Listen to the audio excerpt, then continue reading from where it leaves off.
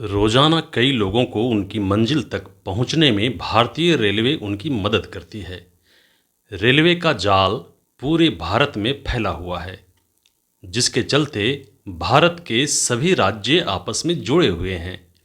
भारत में लगभग हर इंसान रेलवे के द्वारा सफ़र करता है, क्योंकि रेलवे के माध्यम से आप भारत के किसी भी शहर या कोने तक आसानी से जा सकते हैं। वहीं काफ़ी लोगों को भारतीय रेलवे द्वारा यात्रा की टिकट और यात्रा से जुड़े नियमों के बारे में ज़्यादा जानकारी नहीं होती है। जानकारी ना होने के चलते उन्हें कई दिक्कतों का सामना भी करना पड़ता है। इसलिए आज हम भारतीय रेलवे द्वारा बनाए गए कुछ महत्वपूर्ण नियमों के बारे में बताने जा रहे हैं, ताकि जब भी आप अगली बार भारतीय रेलवे द्वारा कोई सफ़र तय करें तो आपको किसी नियम को लेकर कोई परेशानी ना उठानी पड़े। रेलवे में सफ़र के दौरान नियम, यानी रेलवे में सफ़र करने के दौरान के नियम। आइए सबसे पहले हम भारतीय रेलवे के इतिहास पर एक नज़र डालते हैं और फिर रेल सफ़र में नियम पर ध्यान केंद्रित करेंगे। भारत की प्रथम रेलगाड़ी साल 1853 में शुरू की गई थी। इस तारीख को पहली बार भारत की धरती पर रेलगाड़ी मुंबई से थाने के बीच चलाई गई थी, जिसके बाद धीरे धीरे करते हुए रेलवे को पूरे भारत में शुरू किया गया और आज के समय में भारत के हर राज्य में रेलवे की सुविधा पहुंच गई है। भारतीय रेल नियम पीएनआर क्या है? हम सभी पीएनआर से परिचित हैं, जैसे कि हम भारतीय रेलवे से परिचित हैं। पीएनआर का पूरा नाम पैसेंजर नेम रिकॉर्ड है और यह आपके टिकट बुक होने के बाद सिस्टम द्वारा स्वचालित रूप से जनरेट किया गया 10 अंकों का नंबर होता है। यह रेलवे स्टेशनों से बुक क्लासिक रेलवे टिकटों पर होता है।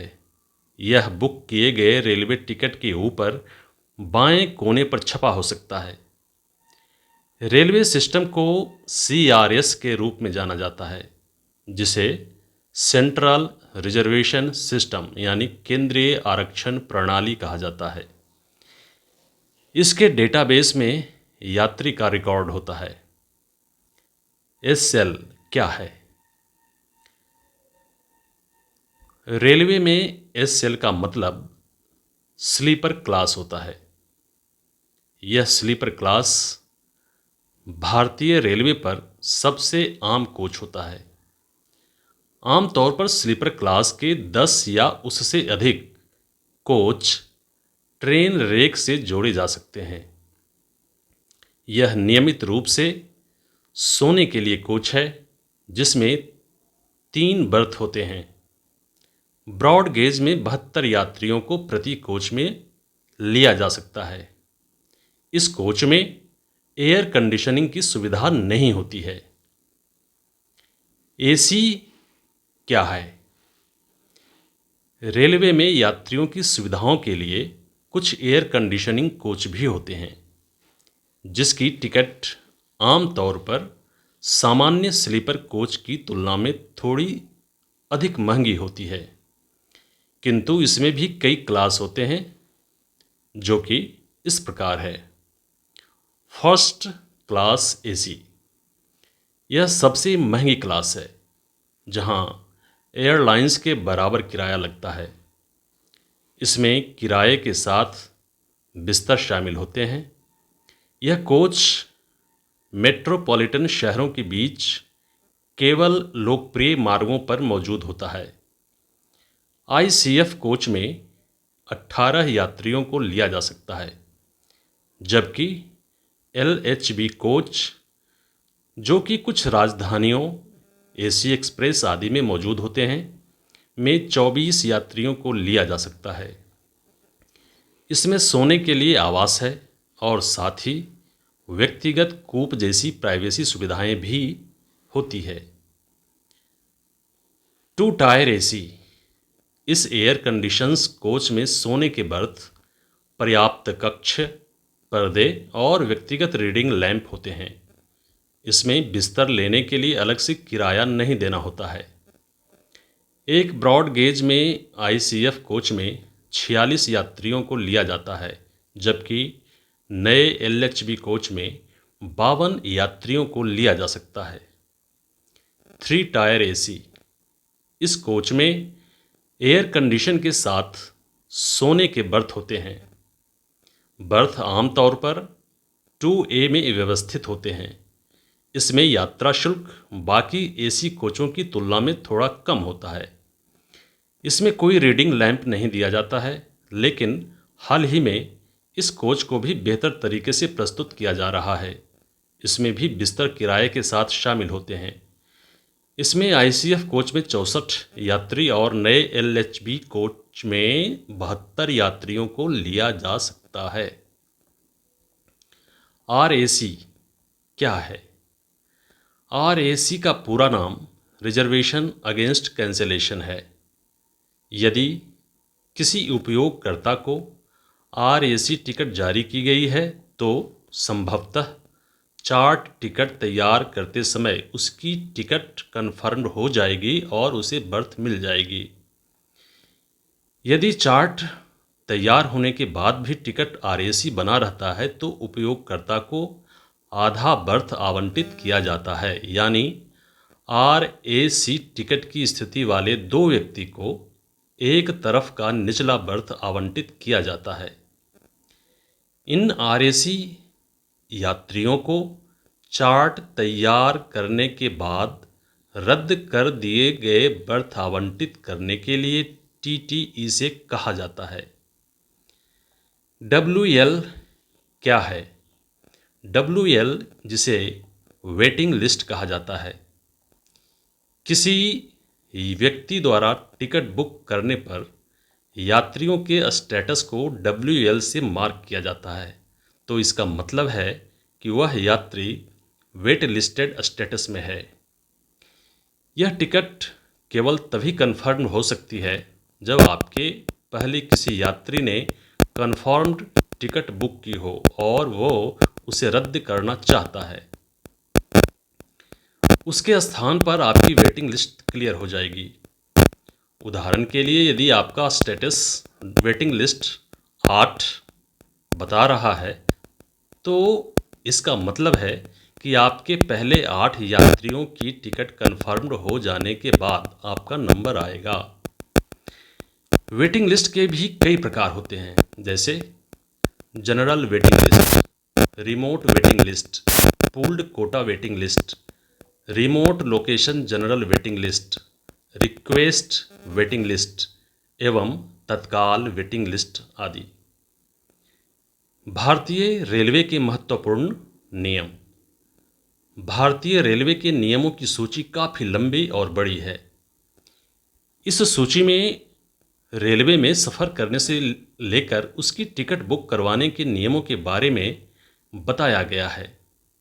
वहीं हमने इन्हीं नियमों में से कुछ महत्वपूर्ण नियमों का उल्लेख नीचे किया है, जो कि इस प्रकार है। कैसे बुक होती है रेलवे की टिकट? रेलवे में सफ़र करने के लिए आप अपनी टिकट की बुकिंग रेलवे स्टेशन में जाकर करवा सकते हैं। इसके अलावा आप कंप्यूटर की मदद से भी ऑनलाइन टिकट बुक करवा सकते हैं। ट्रेन की टिकट रद्द करवाने के नियम। ट्रेन की टिकट रद्द करवाने को लेकर रेलवे के कुछ नियम हैं और उन नियमों के मुताबिक अगर टिकट कन्फर्म होने पर किसी व्यक्ति द्वारा उस टिकट को ट्रेन रवाना होने से पहले रद्द करवाया जाता है तो आपकी टिकट में से कुछ पैसे काट लिए जाएंगे। नीचे इन्हीं नियमों के बारे में बताया गया है। 48 घंटे पहले टिकट रद्द करवाने पर कटने वाली राशि, एसी क्लास या एग्जीक्यूटिव। रेलवे के नियमों के तहत ट्रेन का टिकट अगर किसी व्यक्ति द्वारा ट्रेन के स्टेशन छोड़ने के बाद से 48 घंटे पहले रद्द करवा लिया जाता है तो इस सूरत में उस व्यक्ति की टिकट राशि में से 240 रुपये काट लिए जाएंगे और उसको बचे हुए पैसे वापस मिल जाएंगे। AC 2 टायर या फर्स्ट क्लास। वहीं अगर किसी व्यक्ति द्वारा AC 2 टायर या फर्स्ट क्लास की टिकट बुक करवाई जाती है और किसी कारण से अगर वो व्यक्ति इस ट्रेन की टिकट को रद्द कर देता है तो उस व्यक्ति की टिकट में से 200 रुपये की राशि काट ली जाएगी। AC 3 tyre, AC chair car, AC 3 economy. इस क्लास की टिकट अगर आप ऊपर बताई गई सीमा के अंदर रद्द करवाते हैं तो आपकी टिकट राशि में से 180 रुपये काट लिए जाएंगे और बची हुई राशि आपको मिल जाएगी। स्लीपर क्लास और सेकंड क्लास। अगर कोई व्यक्ति स्लीपर क्लास और सेकंड क्लास की अपनी टिकट को रद्द करवाता है तो उसको स्लीपर क्लास की टिकट रद्द करवाने की सूरत में 120 रुपये का चार्ज देना होगा। वहीं सेकंड क्लास के लिए ये राशि 60 रुपये तक की तय की गई है। 48 से 12 घंटे पहले रद्द करवाने का नियम। वहीं नियम के मुताबिक अगर कोई व्यक्ति अपनी कन्फर्म टिकट को ट्रेन रवाना होने से 48 से 12 घंटे पहले रद्द करवाता है तो उसकी टिकट में से 25% काट लिया जाएगा। वहीं अगर 12 से 4 घंटे की समय सीमा के बीच आप ऐसा करते हैं तो आपकी टिकट की आधी राशि काट ली जाएगी। ट्रेन देर होने पर रद्द करवाने के नियम। किसी कारण के से अगर ट्रेन अपने तय सीमा से 3 घंटे से ज़्यादा देरी पर है और आप अगर इस सूरत में अपनी टिकट को रद्द करवाते हैं तो आपकी पूरी राशि आपको मिल जाएगी, यानी आपसे टिकट को रद्द करवाने पर किसी भी तरह का शुल्क नहीं लिया जाएगा। वहीं इसके अलावा वेटिंग लिस्ट टिकट को ट्रेन रवाना होने के 30 मिनट पहले रद्द करवाने पर आपको पूरे रुपये दे दिए जाएंगे। ऑनलाइन बुक टिकट रद्द करवाने के नियम। रेलवे के नियमों के अनुसार ऑनलाइन के जरिए बुक करवाई गई ई टिकट को केवल ऑनलाइन के जरिए ही रद्द करवाना होता है।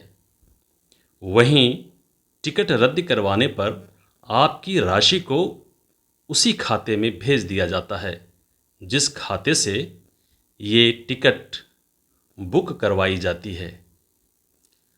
तत्काल टिकट बुकिंग से जुड़े नियम।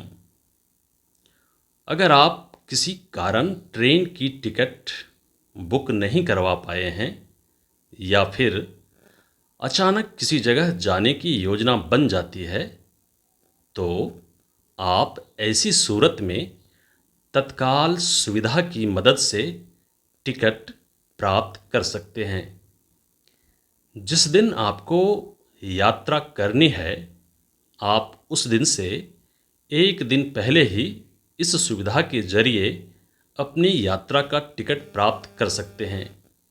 वहीं नियमों के अनुसार अगर कोई व्यक्ति AC क्लास के जरिए सफ़र करना चाहता है तो इस क्लास की बुकिंग सुबह 10 बजे से चालू हो जाती है। बिना AC क्लास में सफ़र करने वाले के लिए ये सुविधा सुबह 11 बजे शुरू की जाती है। तत्काल टिकट रद्द करवाने का नियम। तत्काल सुविधा के जरिए अगर किसी को टिकट प्राप्त हो जाती है और टिकट की पुष्टि हो जाती है तो टिकट रद्द करवाने पर 1 रुपये भी वापस नहीं किया जाएगा। इसलिए तत्काल टिकट को तभी बुक करवाएं जब आपका जाना एकदम पक्का हो। वहीं अगर तत्काल ट्रेन अपने तय समय से 3 घंटे देरी से आती है और आप अपनी टिकट को रद्द करवा देते हैं तो आपको आपकी टिकट के पूरे पैसे मिल जाएंगे। रेलवे में सफ़र करने के दौरान ट्रेन की बीच वाली सीट से जुड़ा नियम। अगर आप आरक्षित डिब्बों में यात्रा कर रहे हैं तो आपको ये पता होना चाहिए कि आप केवल रात के 10 बजे से लेकर सुबह के 6 बजे तक ही सो सकते हैं। ऐसा नियम इसलिए बनाया गया है क्योंकि अगर किसी व्यक्ति को बीच वाली सीट मिलती है तो वो उस सीट को केवल रात के 10 बजे से लेकर 6 बजे तक ही खोल सके।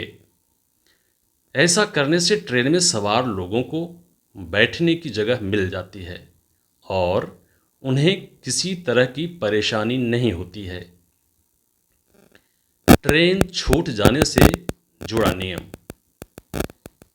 किसी कारण से अगर आप समय पर अपनी ट्रेन को नहीं पकड़ सके तो घबराने की ज़रूरत नहीं है, क्योंकि रेलवे के नियमों के अनुसार अगर कोई व्यक्ति अपने स्टेशन पर लेट पहुंचता है और उसकी अपनी ट्रेन छूट जाती है तो वो व्यक्ति अगले स्टेशन पर जाकर उस ट्रेन को पकड़ सकता है।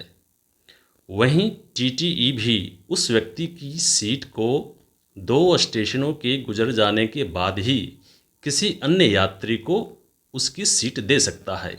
यानी तीसरा स्टेशन आने जाने तक अगर आप अपनी ट्रेन पकड़ने में असफल रहते हैं तो आपकी सीट किसी और यात्री को दे दी जाएगी। टिकट खो जाने से जुड़ा नियम। अगर आपसे अपनी टिकट खो जाती है तो ऐसी स्थिति में आप जिस स्टेशन से ट्रेन पकड़ने वाले हैं उस स्टेशन में जाकर आपको एक नई टिकट लेने के लिए एक आवेदन पत्र देना होगा, जिसके बाद आपको नकली टिकट दे दी जाएगी। वहीं याद रखें कि नकली टिकट के लिए आवेदन पत्र आपको ट्रेन के रवाना होने के 24 घंटे पहले तक देना होगा। भारतीय रेलवे की विकल्प योजना। भारतीय रेलवे कैटरिंग एवं पर्यटन कॉरपोरेशन IRCTC ने समय समय पर ट्रेन यात्रियों के लिए उनकी यात्रा सुखद बनाने में विभिन्न सुविधाओं की शुरुआत की है। इन्हीं में से एक है विकल्प योजना, जो कि वेटिंग लिस्ट वाले यात्रियों के लिए अल्टरनेट ट्रेन में कन्फर्म्ड बर्थ प्रदान करने के लिए है। लेकिन हम में से कई लोग ऐसे हैं जो IRCTC द्वारा शुरू की गई इस विकल्प योजना के बारे में नहीं जानते हैं, जो कि वेटिंग लिस्ट में आने वाले यात्रियों की देखरेख के लिए लागू की गई है। किंतु यह योजना पहले से कुछ ट्रेनों में लागू की जा चुकी है।